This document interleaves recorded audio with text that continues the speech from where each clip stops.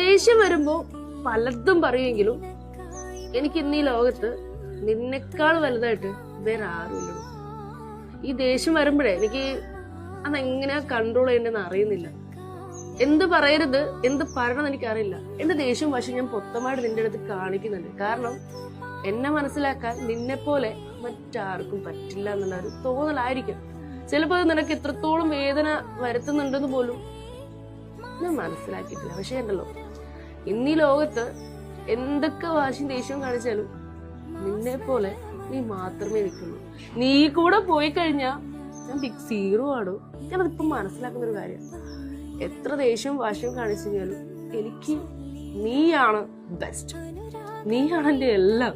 അത് നീ ഒന്ന് വിട്ട് നിൽക്കുമ്പോണ്ടല്ലോ കറക്റ്റ് ഇതേ ഇവിടെ കൊള്ളുന്നുണ്ട്.